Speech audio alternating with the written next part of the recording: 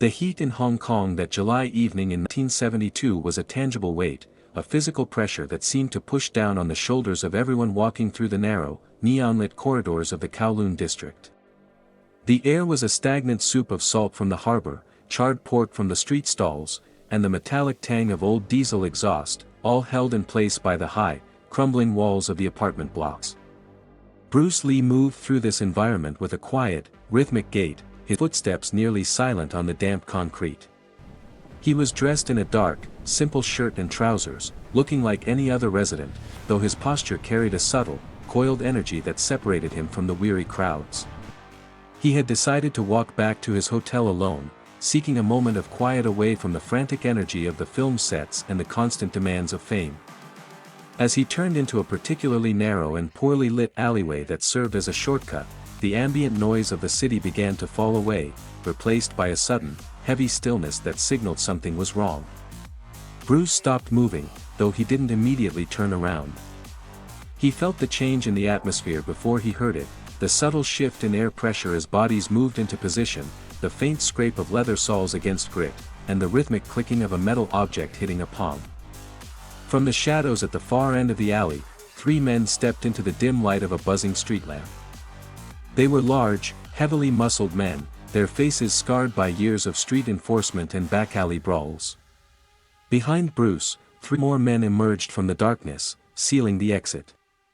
These were not amateur thugs, they were professionals, enforcers for the local Triad gambling dens who had been sent to deliver a message to the Little Dragon, who had become too big for his own good.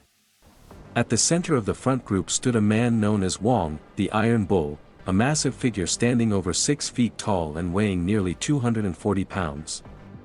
He held a heavy iron pipe loosely in his right hand, his eyes fixed on Bruce with a look of arrogant, murderous intent. Wong took a slow step forward, his heavy boots splashing in a shallow, oily puddle. He looked at the high brick walls on either side, then at the heavy iron gates that were chained shut at the end of the passage. He let out a low, mocking laugh that echoed off the damp bricks. He told Bruce that he was a long way from the safety of the cameras and the wires that made him look like a god on screen. He gestured to the surrounding enclosure and told him that there was nowhere left to run. The men behind Bruce tightened their grip on their wooden clubs and bicycle chains, their faces twisted into confident smirks as they prepared for what they thought would be an easy execution. Bruce didn't flinch, and he didn't shift into a theatrical stance. He simply stood there, his arms relaxed at his sides, his eyes cold and focused. He looked directly at Wong and told him calmly that he didn't need to run. That simple statement, delivered without a hint of fear, caused the smirks on the thugs' faces to waver for a fraction of a second, replaced by a sudden, creeping sense of unease. Wong's patience evaporated instantly. He lunged forward, his massive frame moving with a desperate, heavy speed. He swung the iron pipe in a violent, horizontal arc aimed directly at Bruce's head. If that pipe had connected, it would have shattered Bruce's skull instantly. But as the iron bar whistled through the air, Bruce didn't step back. Instead, he utilized the core principle of his martial philosophy, he stepped into the attack. At the exact microsecond Wong committed to the swing, Bruce shifted his weight forward and slightly to the left, entering the dead zone, where the pipe had the least amount of leverage. The iron bar missed Bruce's temple by less than an inch, cutting through the empty air. Before Wong could even register the miss, Bruce's left hand shot out and seized Wong's wrist, pulling the giant's arm forward to further disrupt his balance.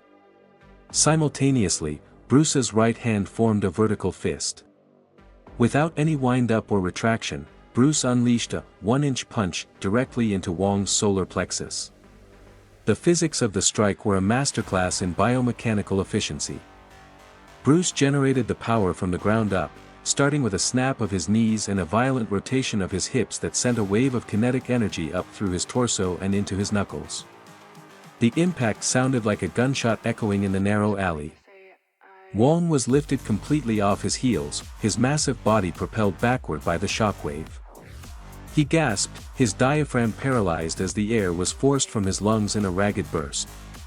He stumbled back several feet and crashed into 2 of his subordinates, sending all 3 of them into a tangled heap in the wet trash.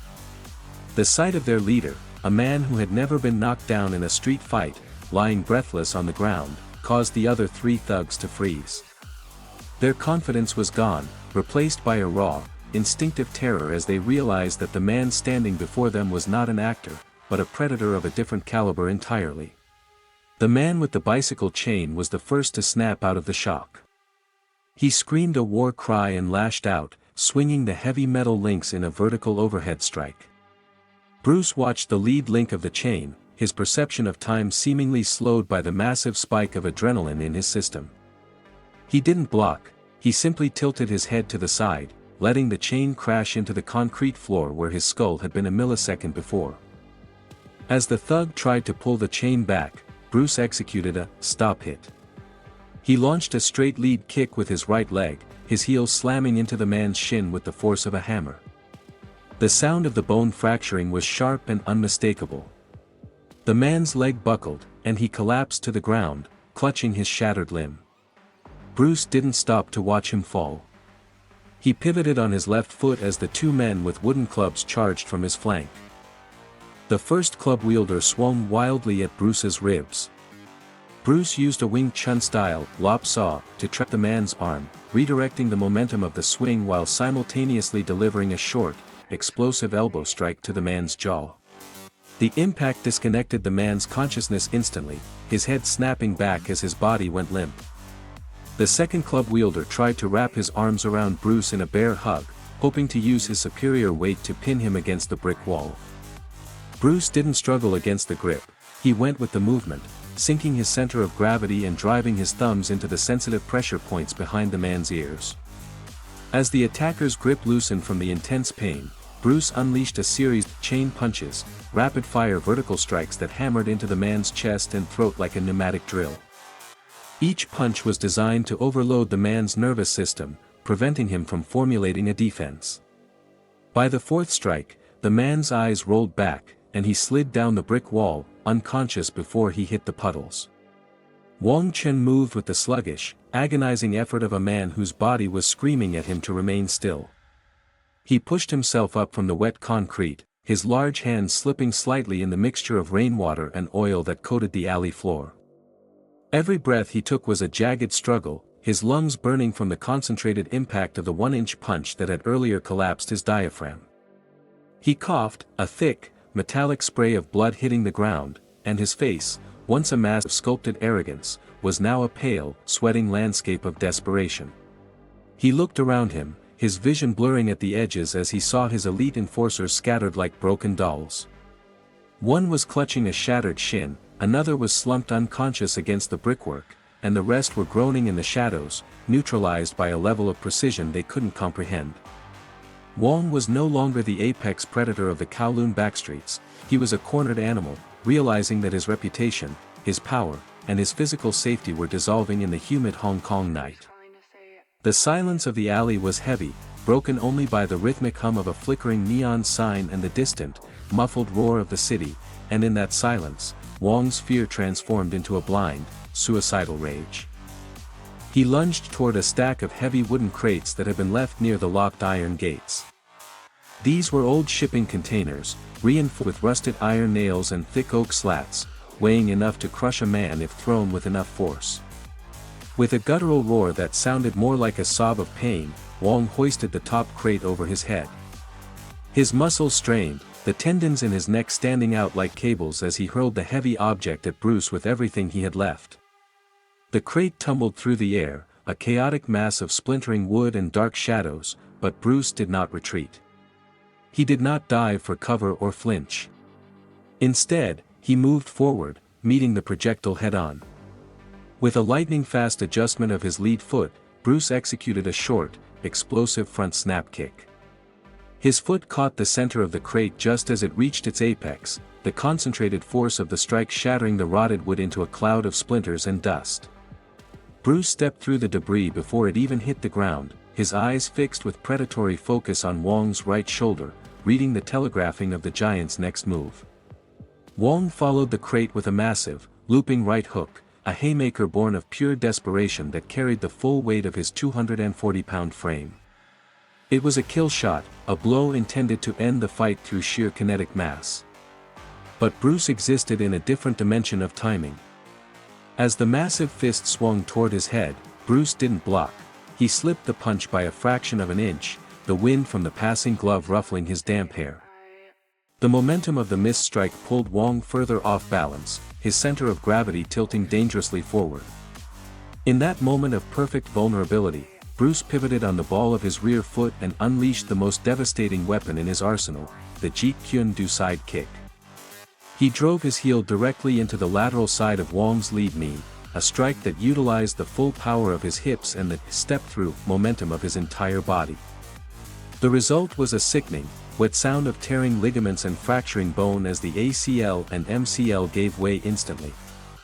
Wong's leg buckled inward at an unnatural angle, and a piercing scream of agony was ripped from his throat as he began to collapse toward the wet concrete. But Bruce was not finished.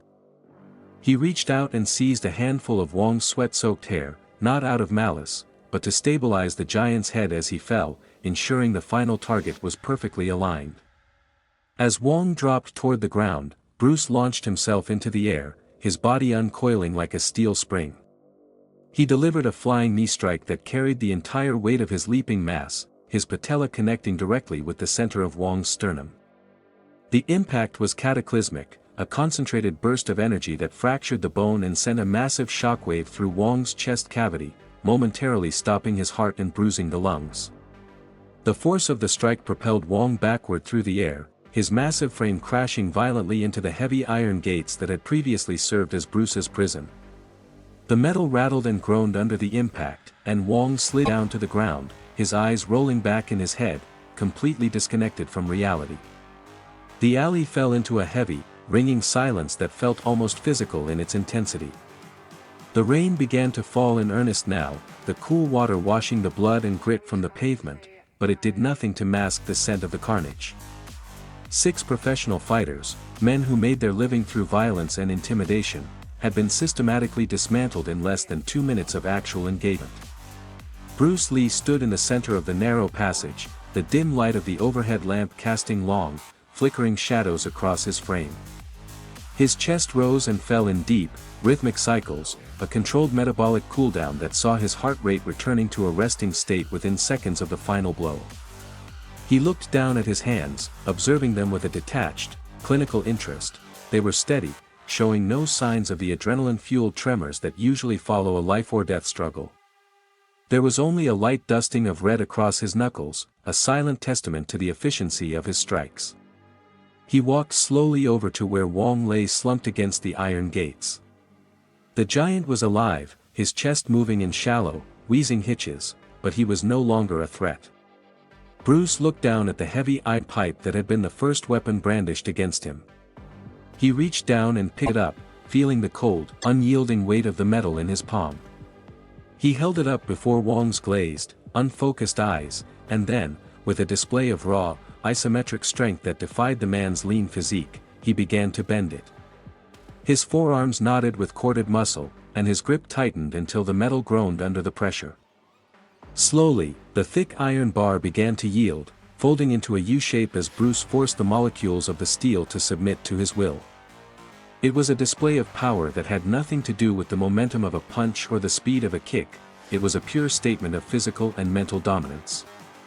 He dropped the ruined, bent pipe onto Wong's chest, the metal clanging softly against the concrete with a final, hollow ring. Bruce did not offer a parting word, nor did he look for validation from the darkened windows of the surrounding apartment blocks where shadows surely watched the aftermath. He turned his back on the wreckage and began to walk toward the exit of the alley. His movements were calm, economical, and perfectly balanced, the same effortless gait he had possessed before the first punch was thrown. He stepped over the puddles of dirty water and the discarded weapons of his attackers, exiting the narrow, claustrophobic corridor and merging back into the vibrant, neon-soaked flow of the Hong Kong night. The city continued its frantic, noisy existence, the clatter of mahjong tiles, the shouting of vendors, and the roar of traffic, completely unaware that a small backstreet in Kowloon had just hosted a masterclass in the philosophy of combat. Bruce Lee disappeared into the crowds, a shadow among shadows, leaving behind a broken group of men and a bent iron pipe. He had proven that in a world of rigid walls, iron bars, and the illusion of strength, the only person who can truly never be defeated is the one who has mastered the art of being like water, flowing where there is an opening, and crashing with the weight of the sea when that opening is closed. He didn't need to run, because he understood that true freedom isn't about escaping a trap, it's about realizing that for a man who is truly free, the trap itself does not exist.